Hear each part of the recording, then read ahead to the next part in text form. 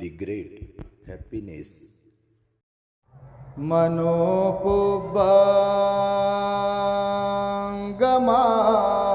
धम्मा मनोसिट्ठा मनोमया मनसाचे पदुठेन भासति वा करोति वा ततो नं दुःखमनवेति चक्कं वा वहतो पदम् मनोपुब्बंगमा धम्मा मनोसिट्ठा मनोमया मनसाचे पसन्नेन भासति वा करोति वा ततो नं सुखमनवेति छायाव अनपायिनी।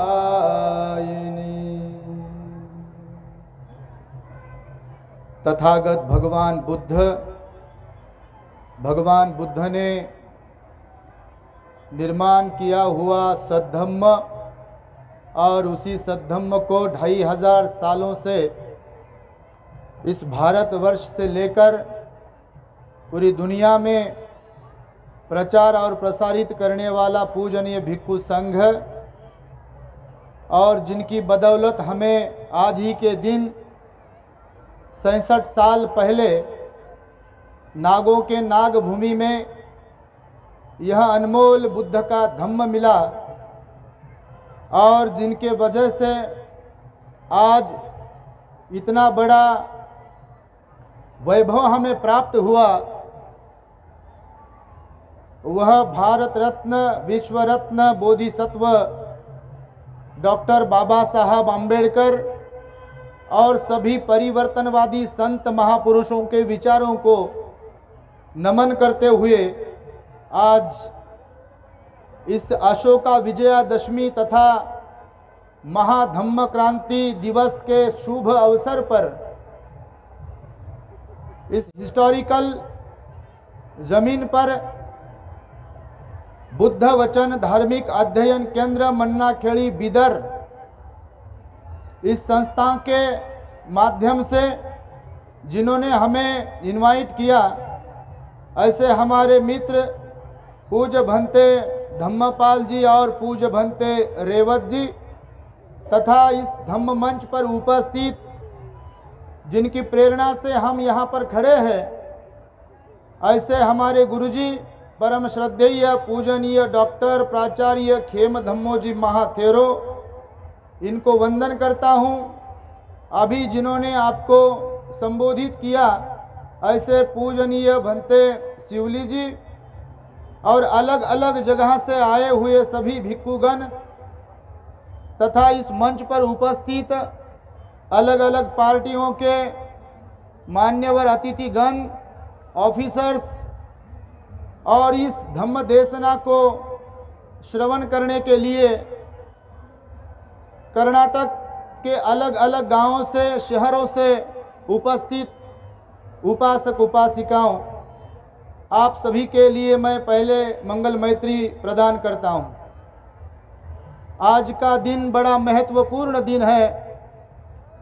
जैसे अभी मैंने बताया 67 साल पहले बाबा साहब डॉक्टर अंबेडकर ने जिस समाज को कभी मंदिर में आने नहीं दिया जाता था, जिनका स्पर्श किसी को सहन नहीं होता था, जिनको पानी तक नहीं दिया जाता था, गाड़ियों में बैठने की जिनको इजाज़त नहीं थी, अच्छे ढंग के कपड़े पहनने को जिनको अधिकार नहीं था, स्कूल में पांव तक रखना जिनके लिए गुनाह समझा जाता था, ऐसे बेचारे लोगों को जो हजारों सालों से गुलामी की जंजीरों में जकड़े हुए थे, जिनको इंसानियत दूर दूर तक मालूम नहीं थी और जो कभी सुख की रोटी नहीं खा सकते थे, ऐसे लोगों को बाबा साहब ने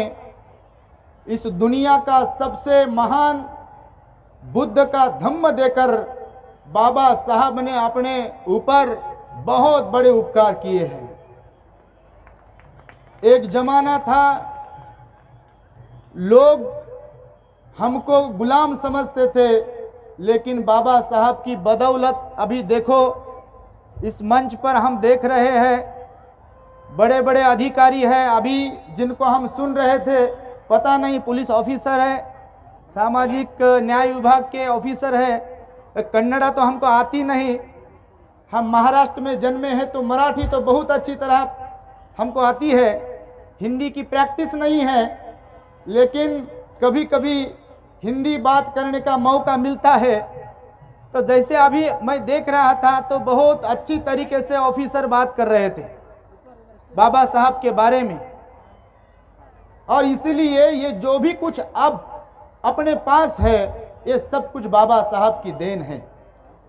हमारे महाराष्ट्र में एक गाना है, मराठी में है, शायद आप भी महाराष्ट्र के बॉर्डर पे ही हो, तो मराठी के गाने आपको पता होंगे। बहुत समय से मैं देख रहा हूँ, मंच पे बैठा हूँ, भंते जी भी बोल रहे हैं, कुछ उपासक भी बोल रहे हो, गाना बजाने वाले को बंद करो बंद करो बंद करो, किसी की भी नहीं सुन रहे हैं। तो मैं ये संदर्भ इसलिए दे रहा हूं कि मराठी में जो गाना है हमारे, तुम्ही खाता त्या भाकरीवर बाबा साहेबांची सही है, ये मराठी वाला गाना है। इस गाने में ऐसा कहा है कि हम जो भी रोटी खाते हैं, हर दिन हर पल जो भी हम रोटी खाते हैं, उस रोटी के ऊपर बाबा साहब का साइन है। इतने उपकार बाबा साहब के हमारे ऊपर है। जो भी कुछ है अपने पास, एक बात ध्यान में रखो, जिस बाबा साहब को बचपन में, बाबा साहब के पिताजी सातारा जिला जो है उधर गोरेगांव में नौकरी के लिए गए थे, सूबेदार थे बाबा साहब के पिताजी, रामजी सूबेदार मिलिट्री में। बाबा साहब स्कूल की छुट्टियों में अपने भाई बहनों के साथ जब उधर पिताजी को मिलने के लिए गए, स्टेशन से उतरकर जब बाबा साहब एक गाड़ी वाहन के गाड़ी में बैठे थे, तो बाबा साहब बचपन से एकदम अच्छे ढंग से कपड़े पहनने वाले थे, दिखने के लिए बड़े घर के लगते थे। आज भी कोई भी फोटो देखो बाबा साहब की, ओरिजिनल फोटोग्राफ, एक भी फोटो ऐसी नहीं है कि जिसमें बाल बिखरे हुए हैं, ये दाढ़ी बड़ी हुई है, कपड़ा बराबर नहीं है। जो भी कोई फोटो हो, एकदम से एकदम बढ़िया सूट है, एकदम से एकदम बढ़िया गॉगल है, हैट है, सब कुछ है। और उस बाबा साहब को बचपन में एक गाड़ी वाले ने जाति से महार है करके गाड़ी से नीचे उतार दिया था, अगर आपको पता होगा। आप बाबा साहब को अगर पढ़ते हो तो ये बात है, बचपन की बाबा साहब के गाड़ी से नीचे उतारा दिया गया था, लेकिन बाबा साहब कुछ नहीं बोल सके, बच्चे थे बाबा साहब उस समय। उसके बाद जब बाबा साहब कोलंबिया यूनिवर्सिटी में पढ़ने के लिए गए, लंदन स्कूल ऑफ इकोनॉमिक्स में पढ़ने के लिए गए, मुंबई में पढ़ने के लिए गए, तो उस समय बाबा साहब के साथ कुछ नहीं हुआ। लेकिन पढ़ाई करके जब वापस लौटे, तो गुजरात में बड़ौदा संस्थान में, जहां गायकवाड़ राजा का संस्थान था, अभी हम जाके आए, उधर संकल्प भूमि भी है, बाबा साहब उधर नौकरी करते थे। आपने मूवी में देखा होगा, सीरियल में देखा होगा कि बाबा साहब बैरिस्टर थे, फिर भी बाबा साहब के साथ भी छुआछूत हुआ। बाबा साहब को रात के 12 बजे जिस रूम में रहते थे वहां से निकाल दिया। 100-150 लोग आए कुल्हाड़ी लेकर, काठी लेकर के गुजरात में, बड़ौदा में बाबा साहब को गाली गलौज की, और बाबा साहब को कहा गया कि अभी के अभी अगर रूम से बाहर नहीं निकलोगे तो हम आपको जिंदा यहाँ पर दफना देंगे। बाबा साहब अकेले थे, रात के 12 बजे घर से निकलते, रूम से निकलते हैं। आज तक वहां पर उसी जगह से थोड़ी देरी पर एक वड़ का पेड़ था, वड़ का वृक्ष, उधर रात के 12 बजे गए अपने कपड़े वगैरह लेकर के, और बाबा साहब बहुत जोर जोर से रोए थे। चीख चीख कर रोए थे कि मैं इतना पड़ा हुआ हूं, फिर भी मेरे साथ अगर ये लोग ऐसा बर्ताव कर रहे हैं तो मेरे अनाड़ी जो भाई बहन हैं, समाज के लोग हैं, उनके ऊपर क्या बीती होगी। बाबा साहब ने उस भूमि पर संकल्प किया। आप अगर कभी गुजरात में जाओगे तो बड़ौदा में जरूर जाना, जहां पर बाबा साहब ने संकल्प किया था कि मेरे ऊपर आप जो भी कुछ बीत रहा है, मेरे समाज के किसी भी व्यक्ति के ऊपर यह आप बीती नहीं आएगी। इस प्रकार का संकल्प किया और बाबा साहब ने अलग अलग जगह पर सत्याग्रह किया, मोर्चे किए, आंदोलन किए, समाज को इकट्ठा किया और 1935 को बाबा साहब ने 13 अक्टूबर 1935 को नासिक जिला के तालुका येवला में एक गर्जना की थी। उसको सिंह गर्जना कहते हैं हम। मैं हिंदू धर्म में जन्म ग्रहण किया हूं, लेकिन मैं कदापि ही हिंदू धर्म में मरूंगा नहीं। ये मेरा संकल्प है, ये मेरी शपथ है। और 1935 से लेकर 1956 तक, मतलब तकरीबन 20-21 साल तक बाबा साहब ने भारत के अलग अलग धर्म का अध्ययन किया। आपको पता होगा बाबा साहब MA, PhD, DSc, LLD, D.Litt, barrister at law, इतनी डिग्रियां ले चुके थे। और बाबा साहब ने 20-21 साल हिंदू धर्म के ग्रंथ पढ़े, इस्लाम के धर्म ग्रंथ पढ़े, सिखों के धर्म ग्रंथ पढ़े, क्रिश्चियन का धर्म ग्रंथ पढ़ा। जितने भी भारत में प्रमुख धर्म ग्रंथ है, उन सभी धर्मों का अध्ययन किया, अभ्यास किया और पूरे चिंतन के साथ विचार विमर्श करने के बावजूद बाबा साहब ने बुद्ध धम्म को ही अपनाया। क्योंकि बाबा साहब कहते हैं जो बुद्ध धम्म है वह इसी मिट्टी में निर्माण किया गया है। भगवान बुद्ध 2500 साल पहले यहाँ पर आए थे, यहाँ पर जन्म ग्रहण किया भगवान बुद्ध ने। राजा शुद्धोधन और महामाया उनकी घर से भगवान बुद्ध ने जन्म ग्रहण किया।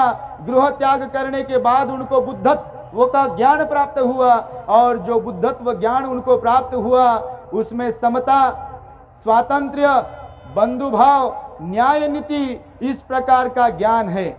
भगवान बुद्ध के जमाने में 4 वर्ण थे, ब्राह्मण, क्षत्रिय, वैश्य और शूद्र। वो 4 ही वर्ण के लोग भगवान बुद्ध को शरण आते रहे और भगवान बुद्ध कहते हैं मेरे धम्म में, मेरे ज्ञान में, मेरे उपदेश में समता है। आपको पता होगा अंगुलीमाल जैसे लोग, अम्रपाली जैसे लोग, पटाचारा जैसे लोग, जेत राजकुमार हो, बिंबिसार राजा हो, आजाद शत्रु हो या प्रसेनजीत राजा हो, उस समय के जो भी कुछ लोग थे, श्रेष्ठी थे, साहूकार थे, सब लोग भगवान बुद्ध की शरण में आते थे। क्योंकि भगवान बुद्ध की शिक्षा जो थी सबको समानता देने वाली थी। कोई ऊंचा हो, कोई नीचा हो, कोई गरीब हो, कोई अमीर हो, सबको भगवान बुद्ध ने बताया कि हम इंसान है सबसे पहले। ये जाति धर्म जो भी कुछ है वो बाद में किसी ने हमको दिया, लेकिन हम सबसे पहले मनुष्य है, मनुष्य ही बनकर हम पैदा हुए हैं, इसलिए सभी मनुष्य समान है। यह भगवान बुद्ध ने ज्ञान लोगों को दिया। इसलिए भगवान बुद्ध की ओर आकर्षित होने वाले बहुत सारे लाखों लोग थे। और बाबा साहब ने जब भगवान बुद्ध को पढ़ा, भगवान बुद्ध के त्रिपिटक का ज्ञान लिया, तो बाबा साहब के समझ में आया कि बुद्ध धम्म ही ऐसा एक धम्म है जो लोगों में समानता का बीज, समता का बीज इसमें निर्माण कर सकता है। इसलिए आज ही के दिन सम्राट अशोक ने जिस दिन बुद्ध धम्म को अपनाया था, उसी दिन को बाबा साहब ने भी बुद्ध धम्म को अपनाया है। ये बात ध्यान में रखो कि आज ही के दिन क्यों अपनाया बाबा साहब ने बुद्ध का धम्म। इधर उधर हम देख रहे हैं, किसी के ऊपर टीका नहीं करते, टिप्पणी नहीं करते।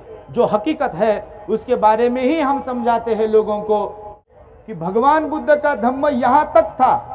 गुलबर्गा के बाजू में सन्नति, अगर सन्नति को आप कभी गए होंगे तो ऐसा कहा जाता है सम्राट अशोक इधर आए थे, उनके बच्चे इधर आए थे, महेंद्र शायद इधर आया होगा, संघमित्रा शायद इधर आई होंगी। तो यहाँ तक सम्राट, यहाँ तक ही क्या, उस जमाने में मतलब ईस्वी सन पूर्व 3री शताब्दी में जब सम्राट अशोक हुए तो उनका जो मतलब राज्य कारभार था वो आज का जो पाकिस्तान, अफगानिस्तान, चाइना, बांग्लादेश, श्रीलंका, ये पूरा जो एरिया है वह सम्राट अशोक का राज्य था। लेकिन फिर भी सम्राट अशोक ने एक भिक्षु के संपर्क में आने के बाद जब कलिंग के साथ उसने युद्ध किया था तो युद्ध में जो नरसंहार हुआ वह देखकर सम्राट अशोक को लगा कि मैं रॉन्ग वे जा रहा हूं, तो मैंने इसको रोकना चाहिए। और तभी एक बौद्ध भिक्षु सम्राट अशोक के सामने आया भिक्षाटन के लिए, और उस भिक्षु को देखकर 12 साल का एक भिक्षु जब सम्राट अशोक ने देखा तो उसका मन परिवर्तन हो गया और उसने बुद्ध धम्मों को अपनाया। और इसी भारतवर्ष में सम्राट अशोक ने एक जमाने में 84,000 विहारों का, चैत्यों का, शिलालेखों का निर्माण किया। यह भारत का इतिहास है। आप अगर पढ़ोगे तो आपके समझ में आएगा। और बाबा साहब ने जब सम्राट अशोक को पढ़ा तो जो भारत का संविधान बाबा साहब ने बनाया, तो भारत की जो करेंसी है, तो करेंसी के ऊपर गांधी जी तो अभी आ गए, उनके ऊपर भी टिका नहीं करते, आज़ादी के लिए उनका बहुत बड़ा योगदान रहा है। लेकिन भारत की जो करेंसी है, कॉइन हो या नोट हो, बहुत साल पहले जब हम बच्चे थे तो भारत की 4 सिंहों वाली जो राजमुद्रा थी वो अभी भी भारत की राजमुद्रा है। वह बाबा साहब की देन है इस देश को सम्राट अशोक की याद दिलाने के लिए। सम्राट अशोक ने इसी देश में समता का राज्य प्रस्तापित किया था। जातिवाद को सम्राट अशोक ने पूरा खत्म किया था और इसीलिए बाबा साहब ने भारत के करेंसी पर 4 सिंहों वाली राजमुद्रा को स्थापित किया है। दूसरी देन बाबा साहब की जो है, जो बाबा साहब ने सम्राट अशोक से ली है, वह है अपना जो तिरंगा ध्वज है, राष्ट्र ध्वज है। उस राष्ट्र ध्वज पर जो अशोक चक्र है, यह अशोक चक्र भी बाबा साहब की इस देश को बड़ी देन है और यह देन भी बाबा साहब ने सम्राट अशोक से ली है। और मैं यह इसलिए बता रहा हूं कि आज जो अशोक का विजयादशमी कहते हैं, तो बाबा साहब ने कहा है कि जिस दिन सम्राट अशोक ने बुद्ध धम्मों को अपनाया, मैं भी सम्राट अशोक का अनुयायी हूं और मैं भी उसी दिन बुद्ध धम्मों को अपनाऊंगा। और बाबा साहब ने अपने समाज को ऐलान किया। हालांकि उस समय ना व्हाट्सएप था, ना फेसबुक था, ना ऐसी गाड़ियां थी। आज गाड़ियां भी है, रास्ते भी है, एंड्रॉयड फोन भी है, एप्पल फोन भी है और हर एक के मोबाइल में यूट्यूब भी है, ट्विटर भी है, व्हाट्सएप भी है, फेसबुक भी है। सोशल मीडिया का जमाना है। चाहे एक पल में, एक सेकंड में किसी पूरी दुनिया को हम एक आधी न्यूज़ दे सकते हैं। लेकिन उस समय तो कोई मोबाइल नहीं था, पत्र व्यवहार चलता था। बाबा साहब ने सभा ले करके लोगों को बताया कि मुझे बुद्ध धम्म पसंद आया है। बुद्ध धम्म में जातिवाद नहीं है, ऊंच नीचता नहीं है। बुद्ध धम्म में ईश्वरवाद को महत्व नहीं है। बुद्ध धम्म में नसीबवाद को महत्व नहीं है। बुद्ध धम्म ज्ञान को महत्व देने वाला है। हर इंसान की इंसानियत को महत्व देने वाला है। इसलिए मुझे बुद्ध धम्म प्यारा है और मैं बुद्ध धम्म को स्वीकार करने वाला हूँ। जिस किसी को बुद्ध धम्म पसंद आए वो मेरे साथ आए, ऐसा बाबा साहब ने सभा लेकर कहा था। तो बाबा साहब के एक शब्द पर आपको पता होगा, नागपुर में आज ही के दिन 6-7 लाख लोग इकट्ठा हुए थे, जो पूरे लोग व्हाइट कपड़ों में थे। अगर उस 23 सितंबर 2015 की पत्रिका अगर देखोगे बाबा साहब के प्रोग्राम की, तो उसमें बाबा साहब ने ऐसा लोगों का ऐलान किया था कि व्हाइट कपड़ा, व्हाइट ड्रेस, सफेद वस्त्र जिसको कहते हैं, व्हाइट ड्रेस पहनकर ही प्रोग्राम में आए, शामिल हो, ऐसा बाबा साहब ने ऐलान किया था। तो हमारे गुरुजी है औरंगाबाद में, सुगत बोधी करके, अभी 90 ईयर ओल्ड है वो, 25 साल की उम्र थी उनकी, वह उस प्रोग्राम में शामिल थे 14 अक्टूबर 1956 के। तो वह बताते हैं कि ऐसी लोगों की भीड़ थी दीक्षा भूमि पर। आज की जो दीक्षा भूमि है, तो मानो चींटी के जैसे लोग थे, बहुत सारे लोग थे, किसी को किसी का पता नहीं लगेगा, इतने सारे लोग थे। 7 भंती जी थे स्टेज पर, एक भगवान बुद्ध की मूर्ति थी, माई साहब के कंधे पर एक बाबा साहब का हाथ था, नानक चंद रत्तू के कंधे पर एक बाबा साहब का हाथ था। बाबा साहब का एक पैर फ्रैक्चर हो गया था, जलगांव 40 गांव, उधर बाबा साहब सभा के लिए गए थे, तो टांगे के ऊपर से बाबा साहब नीचे गिर गए थे, तो बाबा साहब का एक पैर फ्रैक्चर हुआ था करके बाबा साहब घुटनों पर नहीं बैठ सकते थे, इसलिए माई साहब के कंधे पर एक हाथ था और नानक चंद रत्तू के कंधे पर एक हाथ था। स्टेज पर खड़े थे बाबा साहब। उस दिन बाबा साहब ने अपना जो ड्रेस पहना था वो अलग था, उस दिन बाबा साहब ने धोती पहनी थी। उपोषद का पालन किया था, अष्टशील उपोषद रहता है बुद्ध धम्म में, जैसे पंचशील आप लेते हो हर दिन, तो भगवान बुद्ध ने उपासक उपासिकाओं को 8 दिन में एक बार पंचशील पालन अष्टशील पालन के लिए कहा है और उसको उपोषद भी कहते हैं। तो बाबा साहब ने नागपुर के दीक्षा भूमि पर आज ही के दिन उपोषद शील का भी पालन किया है। तो बौद्ध धम्म का जो बाबा साहब ने स्वीकार किया, बाबा साहब के जो उपकार है हमारे ऊपर, वो हम कभी उसको मतलब एहसान का बदला नहीं दे सकते बाबा साहब का।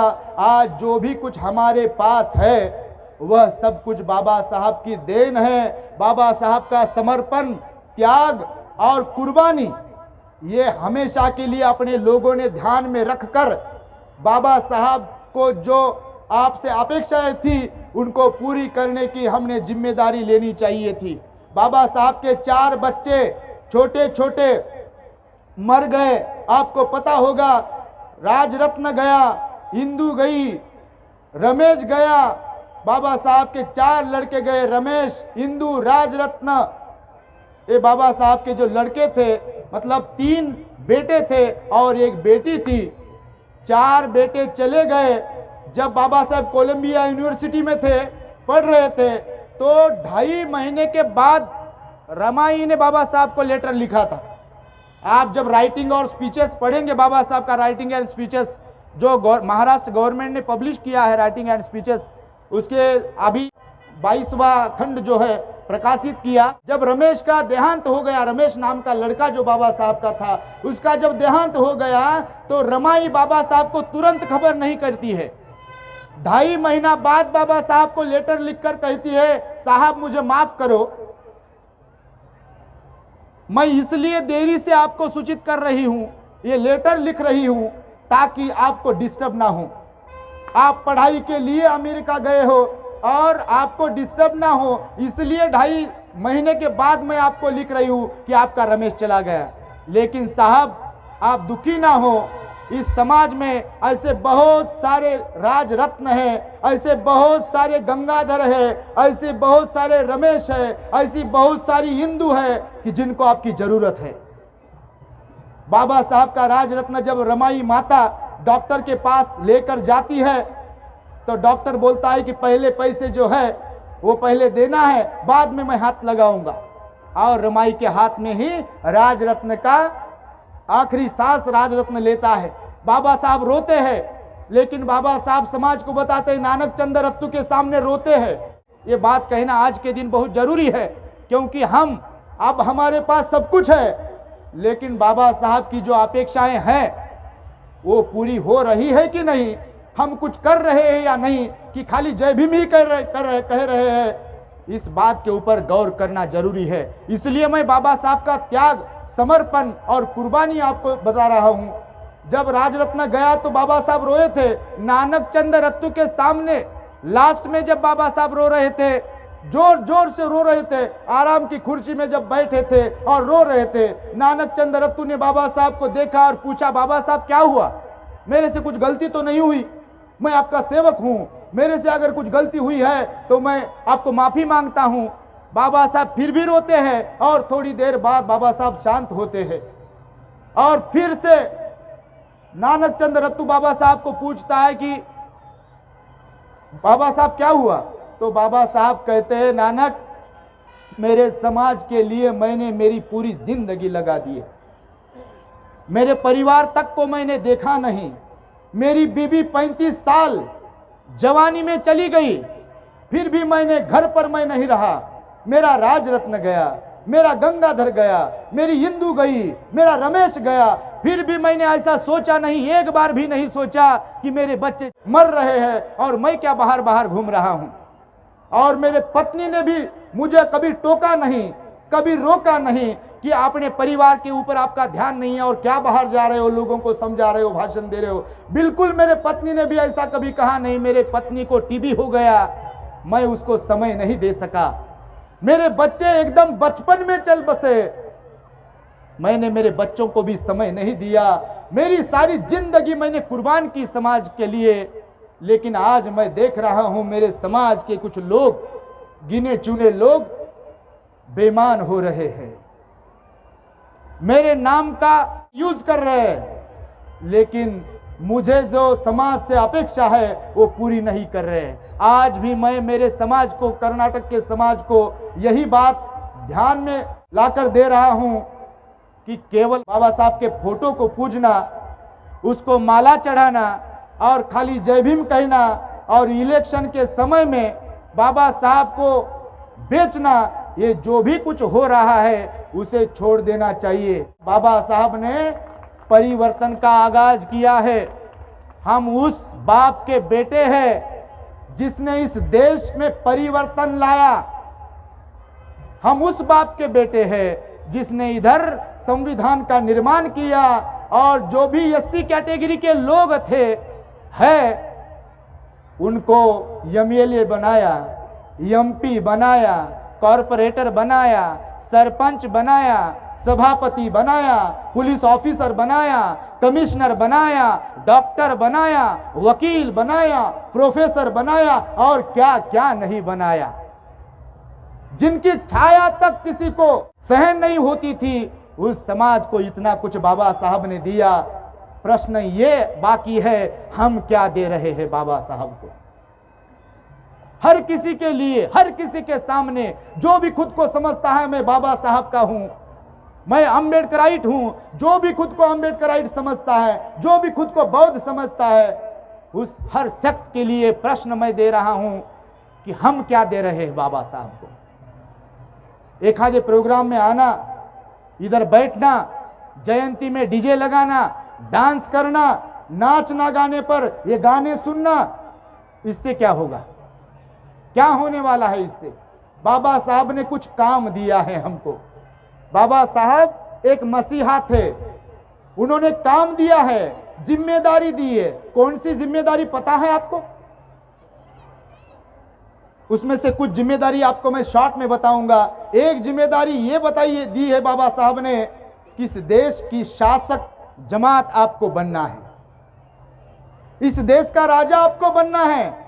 और ये बाबा साहब ने हमको ताकत दी है, लेकिन इसके ऊपर हम क्या कर रहे हैं, ये प्रश्न हमने आपको पूछना चाहिए। और दूसरी जो महत्वपूर्ण जिम्मेदारी है वह बुद्ध धम्म के प्रचार की जिम्मेदारी है। बुद्ध धम्म का प्रचार हम कर रहे हैं नहीं। अभी इधर हम देख रहे हैं, मुझे बहुत बड़ी खुशी हुई, मैं धम्मपाल भंती जी और हमारे रेवत भंती जी शुक्रगुजार हूं उनका कि उन्होंने हमको इधर बुलाया। एक दो यंग मंक इधर काम कर रहे हैं। अभी हमारे शिवली भंती जी ने भी बताया कि हर किसी को ऐसा लगना चाहिए कि हमारा भी बेटा एक, अगर दो बेटे हैं तो एक डॉक्टर बनाना है और दूसरा बेटा है तो रेवत भंती जी बनाना है, धम्मपाल भंती जी बनाना है, करुणानंद भंती जी बनाना है। डॉक्टर तो हर कोई अपने बच्चों को बनाएगा, इंजीनियर हर कोई अपने बच्चों को बनाएगा, लेकिन बाबा साहब ने जो बुद्ध धम्म हमको दिया है उसका प्रचार प्रसार भी तो हमको करना है। और इसीलिए हमारे घर से एक एक बेटा भंती जी बनना चाहिए। अगर आप कभी थाईलैंड जाओगे, अगर आप कभी श्रीलंका जाओगे तो आप देखोगे हर घर में, थाईलैंड में और श्रीलंका, बर्मा में हर घर से एक एक लड़का भिक्षु बना हुआ होता है। उसके दो फायदे हैं, एक तो आपको जैसा चाहिए वैसा बेटा मिलेगा, और दूसरी बात तो बाबा साहब का सपना साकार करने के लिए समाज को और बाबा साहब को मिशन को एक भिक्षु मिलेगा। और इसलिए मैं आपको ये समझा रहा हूँ। तो बाबा साहब का समर्पण याद रखो। ज़्यादा बात मैं नहीं करूँगा क्योंकि मेरा भी गाड़ी है, मुझे भी निकलना है और हमारे पूज्य गुरुजी भी बात करने वाले हैं। लेकिन आप इधर जो हर साल आते हो कर्नाटका में, हमें तो आनंद हुआ ही हुआ, लेकिन 15 साल से महाकाश्यप भंती जी थे यहाँ पर। महाकाश्यप भंती जी थे और मुझे लगता है वो महाराष्ट्र से आए थे। उन्होंने ही ये सब कुछ जो नंदनवन बनाया इधर।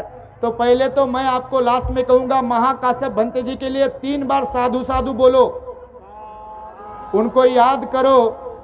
एक भिक्षु आता है महाराष्ट्र से, इधर रहता है और इतना बड़ा सेंटर निर्माण करता है, और इस सेंटर का निर्माण करने के उपरांत धम्मपाल भंते जी को, रेवत भंते जी को सौंप कर चला जाता है, और अपने वो भंते जी बुद्ध धम्म का कारवां आगे बढ़ा रहे हैं। तो मैं इसी बात को लेकर मेरी बात यहाँ पर समाप्त करता हूँ। आप सभी बाबा साहब को समझेंगे, बाबा साहब की दिए हुए धम्म को आचरण में लाएंगे और बाबा साहब का सपना साकार करेंगे, ऐसी एक भावना अपेक्षा आपसे रखता हूं और मेरे शब्द को पूर्ण विराम देता हूं।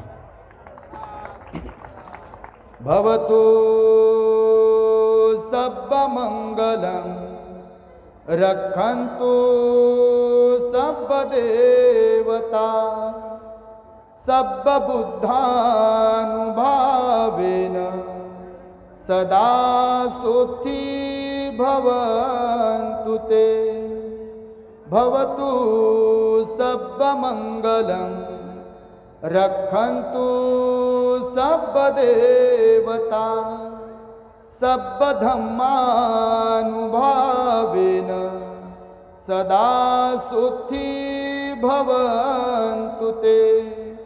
भवतु सब्ब मंगलम रक्षन्तु सब्ब देवता सब्ब संघानुभावेन